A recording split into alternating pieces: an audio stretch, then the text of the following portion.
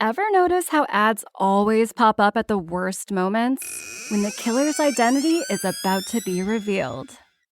During that perfect meditation flow.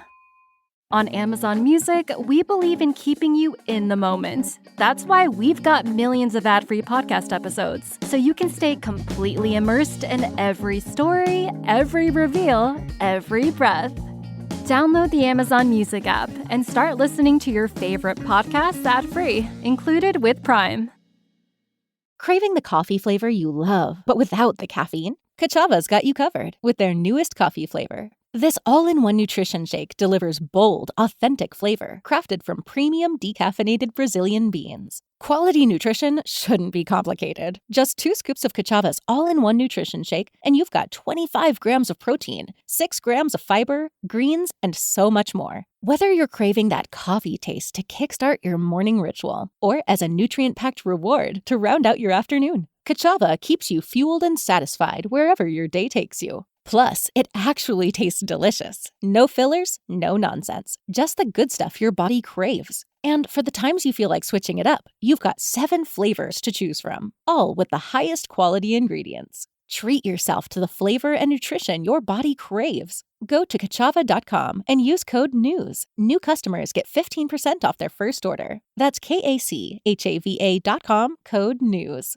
How would you like a 15% discount to my daily email, the stack of stuff, the show notes, discounts to the conference, all of that? All you need to do is text the word SHOW to 33777. You'll get the annual subscription with a 15% discount to my daily email. You'll get the stack of stuff, the links to the show notes, discounts to the conference, and so much more. All you have to do is text the word SHOW, S-H-O-W, to 33777. Text SHOW to 33777. Welcome to the Eric Erickson Show podcast, Hour 2. Hello, America. Welcome. It is Eric Erickson here. 877-973-7425 is the phone number should you wish to be on the show this open line Friday. I promise I'll get the phone calls this hour. We got a lot. Every night for the last 86 years, the Grim Reaper has checked under his bed before going to sleep at night to make sure Chuck Norris was not there. And today, Chuck Norris has finally come for the Grim Reaper. When he got to heaven, Chuck Norris had to tell the angel, "Fear not." He has passed away at 86 in Hawaii, surrounded by family. God bless him. I want to talk about a domestic problem. I got to tell, there's so much happening on a daily basis in the Middle East, but we are in this monotonous period of time where there's just bombings. The Iranians have been able to get a projectile to the wall, the Wailing Wall. They have taken out a part of the old wall in Israel today. No people killed. We are continuing to blow up so much in Iran with the Israelis that Iranians are not showing up for work. They're afraid of getting blown up with the missile launchers. Y'all, there is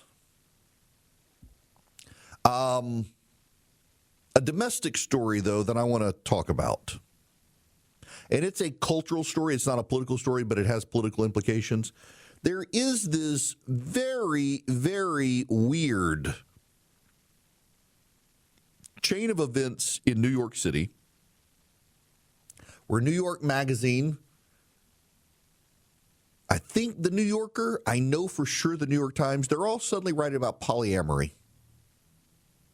Now, this comes on the heels of a woman chronicling her polyamorous relationship. She is a known progressive, and her husband is a non-white foreign national who convinced her that monogamy is white supremacy and that he had to have a girlfriend, that it was part of his culture, and the wife went along with it. And he is clearly an awful human being, and she is clearly mentally messed up and got Stockholm syndrome, but she's trying to normalize it, and the media is trying to help her normalize polyamory. coupled with the polyamory stories out there, which is not normal, healthy, is deviant. There are probably more people writing about it than engage in it. And all the people writing about it are women with mental health issues at the New York Magazine and New York Times and elsewhere. There is this growing trend now of wealthy women being more concerned about the cares of the world than about having kids. There is a segment of wealthy people, particularly white people in this country, who would rather have dogs than kids. There is an increasing trend in this country about people embracing pets instead of kids. There are more restaurants in this country now starting to cater to people with pets. In fact, I was having a conversation a couple weeks ago with a friend of mine who lives out west in Los Angeles. Say there's a restaurant he goes to where kids are discouraged and pets are welcome. That tells you everything you need to know. Says you get awkward glances if you bring a kid into this place because the kids may make noise, but the pets, the little little puppies that you keep in your purses, they're rather quiet. They don't want the kids to make noise. It's kind of this wild discombobulation of pets allowed, no kids. There's a very famous ancient writer named Plutarch. Plutarch chronicled the lives of the Greeks and the Romans. He was from Greece. He died in Delphi. He was influenced by Plato and Menander and others. He was very, very famous. Being a Greek biographer and author, he lived in the 1st century. I want to read for you a quote from Plutarch. On seeing, this is from the Life of Pericles. On seeing certain wealthy foreigners in Rome carrying puppies and young monkeys about in their bosoms and fondling them, Caesar asked, we are told, if the women in their country did not bear children, thus in right princely fashion rebuking those who squander on animals that proneness to love and loving affection, which is ours by nature and which is due only to our fellow men. Correction, this was not from Life of Pericles. This is from some of his other writing. But this is Plutarch writing in the very 1st century A.D., that Caesar was upset that all the wealthy people in Rome carrying around their pets and not actually having children. At the time, puppies and monkeys. This is from Clement of Alexandria. Clement of Alexandria was a very early church father. Clement of Alexandria lived, just so you get the timeline right, he lived from 150 AD to 215 AD. Clement of Alexandria is venerated as a saint by some. Eusebius collected his life and works in its ecclesiastical history. And this is Clement of Alexandria writing. Though maintaining parents and curlews. Now, what is a curlew? A curlew is a bird of the sandpiper family. Though maintaining parents and curlews, they do not receive the orphan child, but they expose children that are born at home. This is Clement of Alexandria lamenting Roman abortion culture. You know where the word abortion comes from, by the way?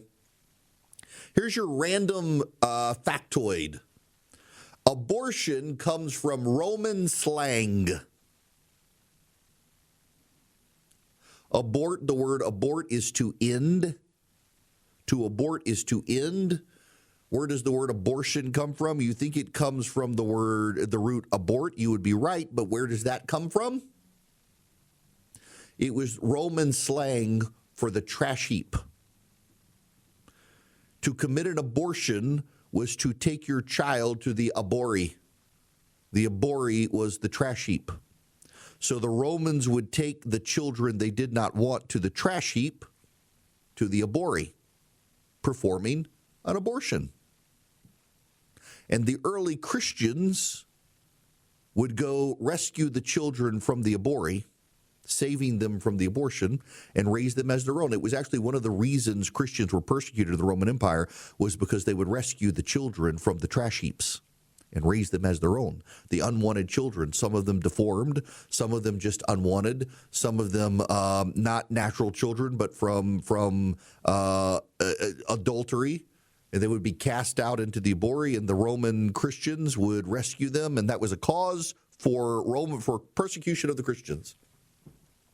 All of this is to say that you go back to the Roman Empire, to the very first part of the first century after Christ, and you have Caesar Augustus lamenting that the Romans and the wealthy foreigners wanted pets, not kids.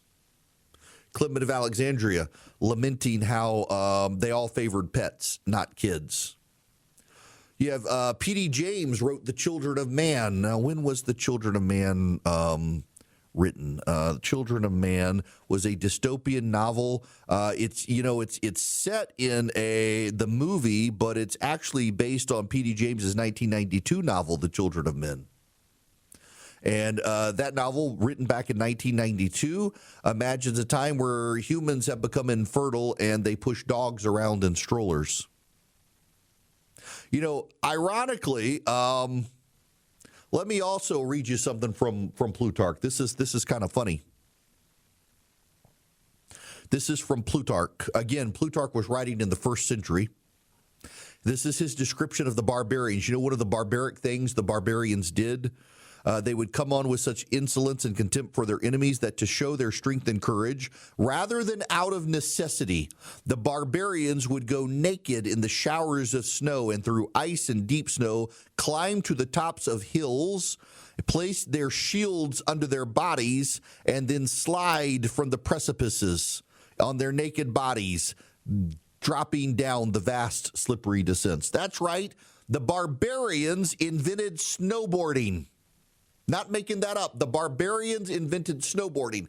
The first chronicling of snowboarding was Plutarch documenting the German barbarians who had invaded Rome to show their prowess, would walk through the snow naked, climb up a hill, throw down their shield, and get on it and slide down the hill.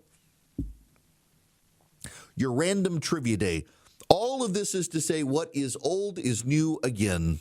Not just the snowboarding, which is now an Olympic sport, but we got the wealthy white women of the West would rather their little chihuahua in their purse.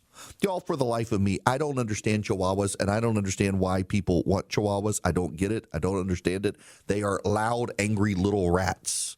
Why do people want yappy little chihuahuas? No offense to you if you have one, but I don't get you. I don't understand you. They're not cute dogs. They yap all the time. They're yappy little animals. I want a big dog. I want a manly dog. I want a dog that you can be proud of, that you can say, look at that dog. That dog, you can see that dog at distance. That dog can go hunting. That dog can grab a bird. That dog can do something other than yap. I don't want the tiny. Now I realize the tiny little dogs, they live longer. And there are some cute tiny little dogs. Like I got a friend who's got a miniature golden doodle. We had a golden doodle. We had a medium-sized golden doodle, about 50 pounds. We've now got Max, who's about 75, 80 pounds. I just don't understand the 15-pound dog or the 5-pound dog you keep in your purse. Why do you want a dog in a purse anyway? I don't get it. But white women these days would rather have a dog in their purse than push a kid in a stroller. And particularly the richer you are as a young person, you don't want to give up your luxury for a kid. And you know the corollary here, what's so interesting is that the people who decide to give up the luxury to have kids, they're happier, less mental health issues. They tend to be more well-rounded. They tend to live longer. They tend to ultimately in life turn out wealthier. Isn't that fascinating? That the people who don't want to give up their luxury for kids wind up being poorer long-term than the people who give up their luxury and have kids. Not everyone can have kids. I know, have a very good friend of mine. He and his wife for years tried to have kids and finally gave up. They didn't want to adopt. They ultimately transitioned into a life where it was kind of fortunate they didn't have kids. They could transition into this life, but they tried desperately to have kids. Not everybody can have kids. But there are a lot of people who can and just don't want them because they don't want to give up their existence. They don't want to give up their luxury. And the Roman Emperor Caesar Augustus passed laws and made decrees demanding that people have kids. It didn't work. Turns out the government can't really force people to do the things they don't want to do for the most part. The Chinese for so long restricted people to one kid, and now they're in a population crisis. China is actually, population-wise, is the most rapidly declining nation on the planet. Think about that. The Chinese, which are the most populous nation, regularly battling India, are now the nation in most rapid decline. Why? Because they so discourage people from having kids, and now they're trying to force women to have kids, and the women have decided they don't want to have kids because they don't want to raise kids in a totalitarian environment. But for all the struggles, this government right now, the United States government, is trying to find ways to pass laws and tax incentives for people to have kids. You know, the number one way to have kids is to have virtuous people. And you know, the number one way to have virtuous people is to get them into church. The people who go to church have the most kids in this country, and the government thinks it's tax policy that'll help them. To the phones we go. Welcome back across America. It's Eric Erickson. Lewis, you're going to be first up today. Welcome to the show, sir. How are you? Good. I have a question. If China gets 80% of its energy or oil from the Strait of Hormuz, that leaves us getting 20%. Where is the U.S.'s other 80% coming from? I know the answer. So, by the way, just to be clear here, only 8% of the oil that flows out of the Strait of Hormuz flows to the Western Hemisphere. The rest of it goes to Europe, Asia, Africa, and China does get a substantial portion of it, but it's only about 20% of China's oil now comes from the Strait of Hormuz, from Iran in particular. China has diversified its sources. This is a long answer, and I'm actually the entire next segment. We had a guy call in, left me a voicemail. Rusty wanted to know if we produce all of our oil domestically, why are our gas prices going up? And I'm going to answer that question for you. I'm going to educate you guys with the truth when we come back. So stick around. Lewis, Rusty, everybody else, bottom of the hour. You're going to get your oil education from Eric Erickson. Right now, though, the president just did this. Football history, I guess it was iconic also, but not quite in the same manner. But I watched that. That was incredible. The annual Army-Navy game is truly one of the most special occasions in all of sports. But in recent years, the college football playoff expansion has encroached on this sacred 4-hour time slot traditionally reserved for Army-Navy. So what did I do? I went out. I don't know if I could have pulled it off. I have much more power in my second term, don't you think? What do you think? Would you say, Brendan? Much more power. First term, I don't know if I could have gotten away with this, but what did I do? I went out and said, I'm going to sign an executive order to ensure that the second Saturday in December is preserved exclusively. Nobody's playing football. Not Ohio State against Notre Dame. Not LSU against Alabama. Nobody's going to play football for 4 hours during that very special time of the year in December. It's preserved forever for the Army-Navy game. Now, if you don't want to watch football, you don't have to. But if you want to watch football, you're only watching one game. You're not watching 19 different games, all of them in many ways big. So, Coach, that puts a little pressure because the whole world's going to be watching. Boo. I think he's overstepped his bounds. The president shouldn't do that. That's very North Korean. We must watch the military play football for 4 hours. It's never the most exciting game anyway. Boo. Okay, now what am I doing? You just told me something, Kobe. Incogni. I'm telling you about Incogni, who protect me and can protect you online. INCOGNI. Incogni.com/Eric. If you go to incogni.com/Eric today, you can get 60% off. What do? They protect you online. They send takedown notices to all the websites selling your data. Do you know in 35 states right now, when you get your driver's license, your state sells your information online to data brokers who resell it to insurance companies. They resell it to telemarketers. They resell it to credit card companies and other marketers. And it is not good. That's how you get all these spam calls and all the credit card solicitations, the mail and the like. Incogni sends them takedown notices, and they keep at it. They don't just do it once. They keep it until the info goes down. They protect your privacy. Go to incogni.com/Eric. Incogni.com/ERICK. Incogni.com/Eric. You get 60% off. They will protect your privacy online. They will make you more anonymous online. Incogni.com/Eric. Go sign up with Incogni today. Hello there. Welcome. It is Eric Erickson here. Glad to have you with me. The phone number 877-973-7425. I want to play you some audio. I got a voicemail. He said I could play the voicemail. I want to play the voicemail. This is from Rusty. Eric, this is Rusty. I was just wondering, we're pretty much self-sufficient in our oil production. Why is our price of oil going up when everything is being closed off at the Strait of Hormuz? If our price of oil, if we're self-sufficient, why can't our price of oil be what we pay for it? That is a great question from Rusty. It follows on Lewis's question about oil prices. Let me explain. I actually know the answer. Oil is priced on a global market. So we don't actually have a domestic oil market.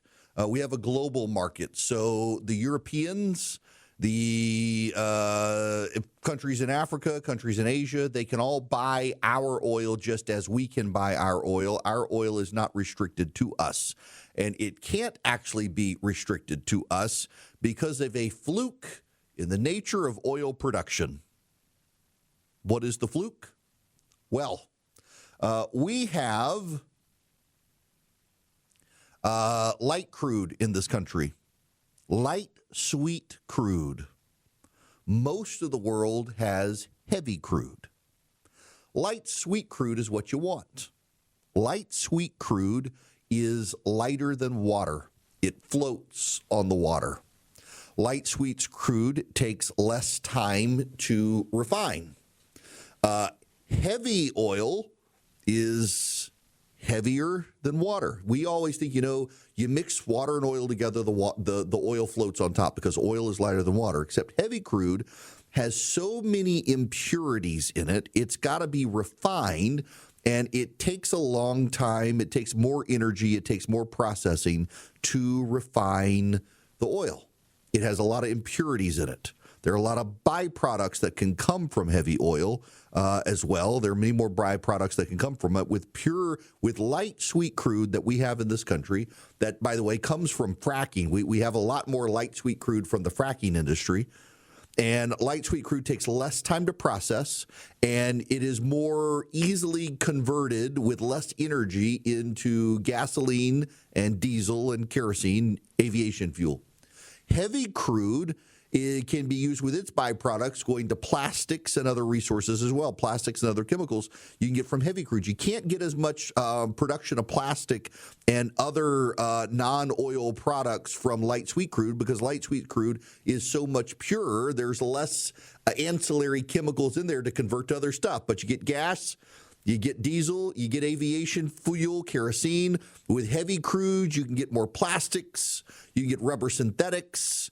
And then it can be refined into gas and other petroleum products. But it's all sold on the market together. West Texas oil is right now at $98.90 a barrel. Brent oil, which is the European oil market, is at $110.56 a barrel right now. So the West Texas crude is still cheaper here because it's produced here. Therefore, in the United States, you can get it cheaper. However, there's a catch. The ironies of a globally integrated economy. In the 1980s, In the 60s and 70s, we had the oil boom in this country. In the 1970s, under the Carter administration, it started becoming more and more expensive to produce oil in this country. We had not yet gotten to fracking.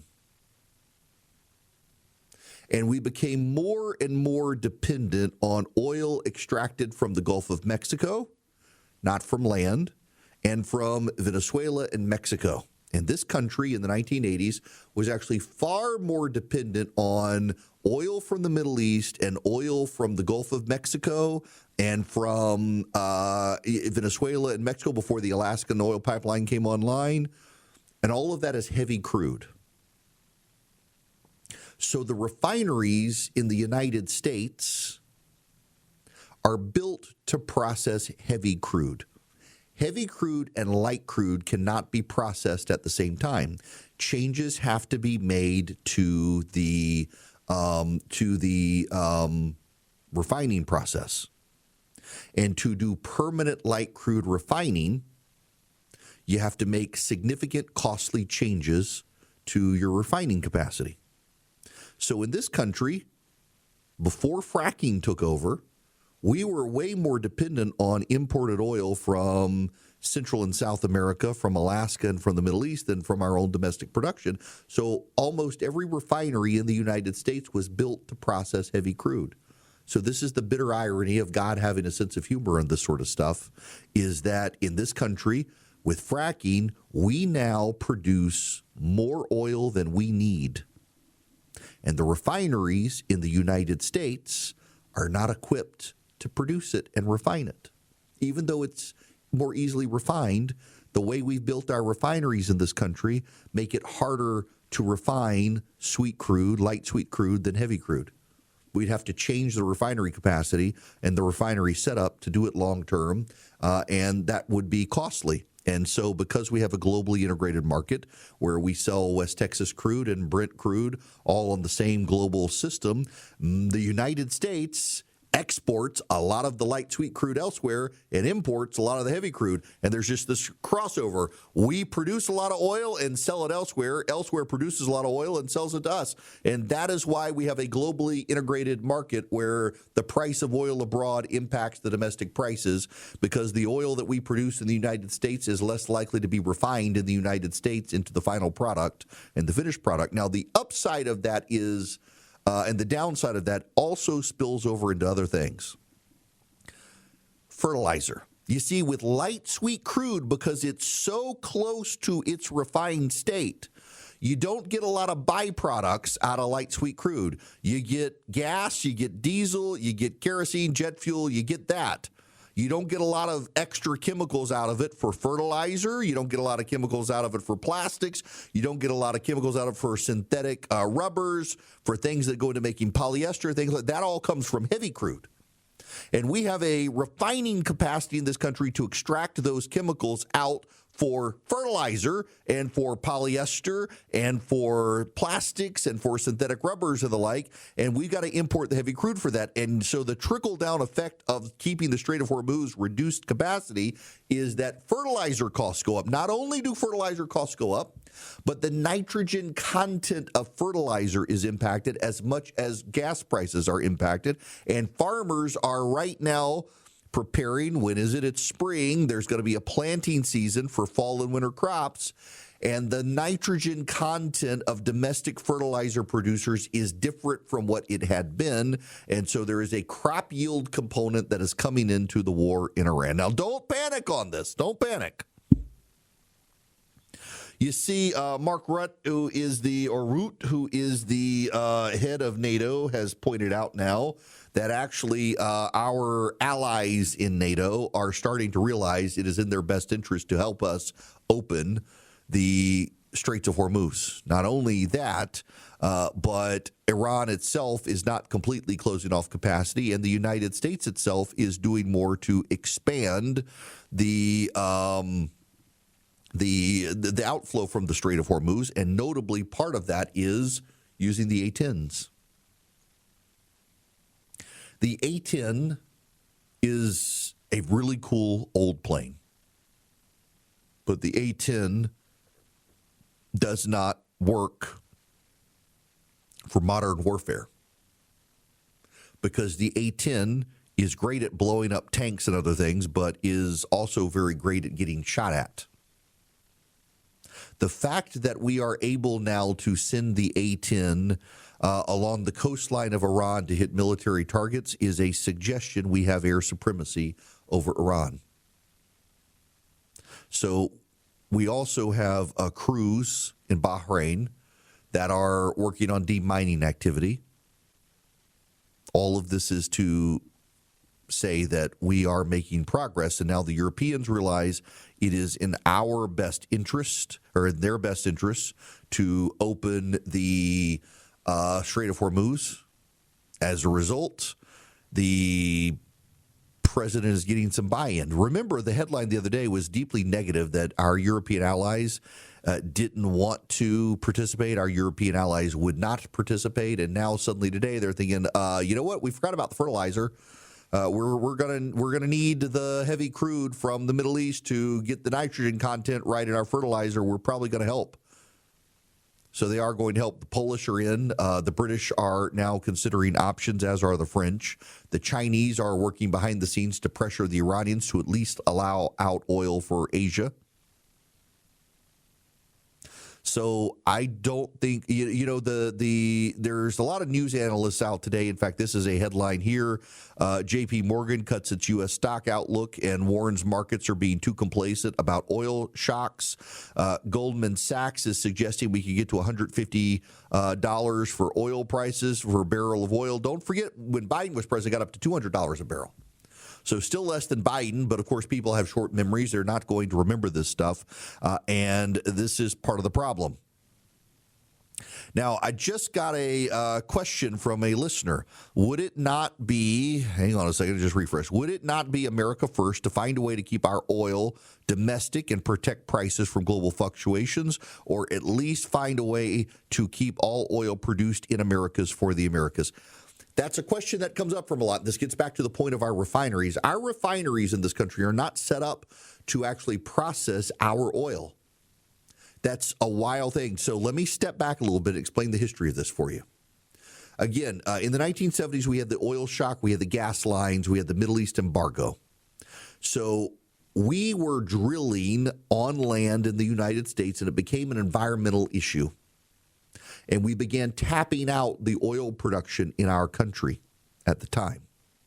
So we shifted from domestic oil production as we were winding down the oil reserves in the country on land, and we were shifting to Gulf of Mexico oil production, Venezuelan, Mexican, and Alaskan.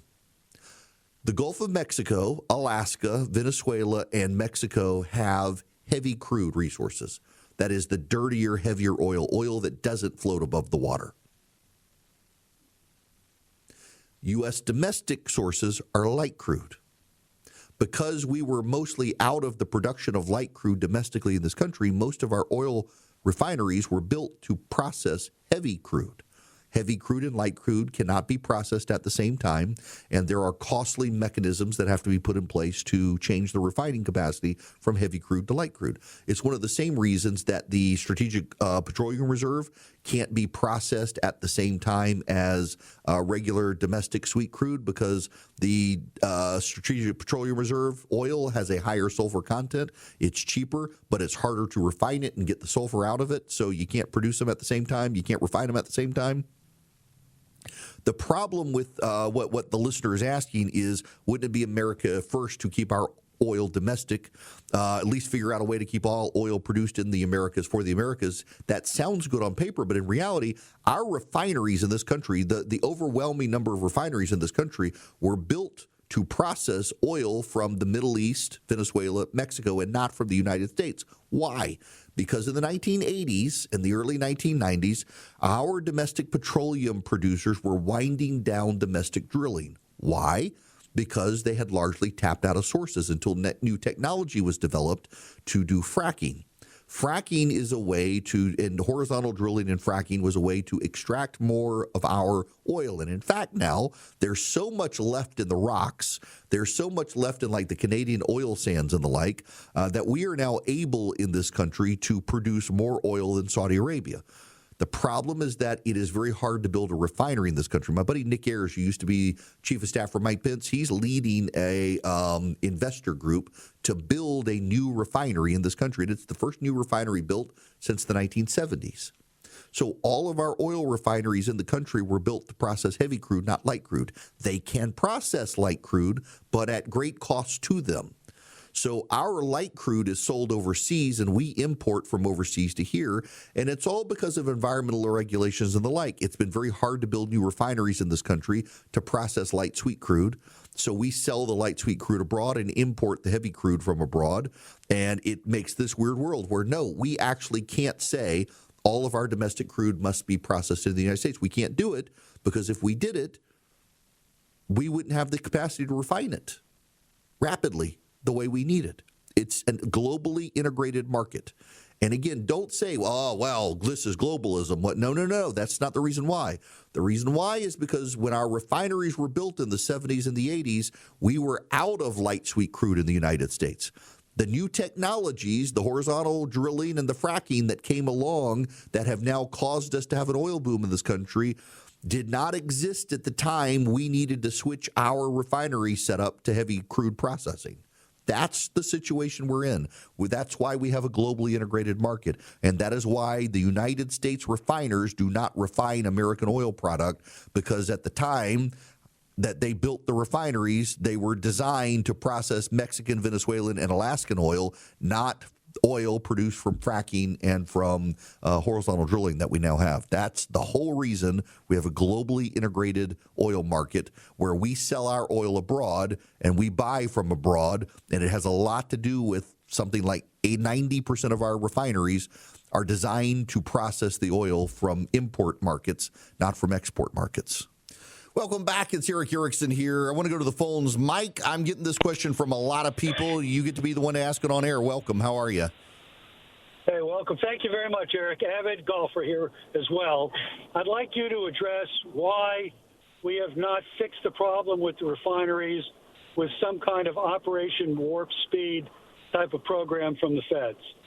So I will tell you, so Donald Trump actually is doing this. He's getting rid of a lot of waivers. There's going to be a lawsuit, I'm sure. But my buddy Nick Ayers has a group of investors that intend to build a new refinery that is going to focus on light sweet crude in Texas. And the president is moving heaven and earth to get it done. It's going to take probably in a reconciliation package with Congress to get some of the provisions done. What people don't understand is that the environmental movement in this country, working through regulators in this country at the state and federal level over the last 40 to 50 years, have made it extremely difficult to get a new refinery built in this country. They have scared people into believing that if a refinery is built near you, you're going to get cancer. They have passed onerous regulations that make it very difficult to build them, and it takes a long time to build them. And remember, it takes about 10 to 15 years for oil companies to actually get a return on their investment. And when you've got the regulatory environment in this country so hostile to them, they don't want to build a new refinery thinking they're going to have oil production shut down in 10 years by a Democrat. That's the problem. Now, Swiss America has been warning people about these problems and raising the red flags about oil production, about gold and silver. They're trying to educate people. If you go to SwissAmerica.com/Eric today, you can get their news and views tab. You can get their blog. You can get up to date on precious metals markets around the world. In fact, they're one of the nation's leaders in precious metals and have been for 40 years in this country, rated A+ by the Better Business Bureau. They also want to get you their secret war on cash report. If you call or text them at 800-289-2646, you can get the Secret War on Cash report completely free. Call or text 800-289-2646. Mention my name, Eric, E-R-I-C-K. Just text them my name, Eric, to 800-289-2646. Get the Secret War on Cash report, or go to SwissAmerica.com/Eric. You can fill out the form, get the report mailed to you. Takes less than 15 minutes to read. And you can also develop a relationship with Swiss America. Or call or text my name, Eric, to 800-289-2646. Message and data rates may apply.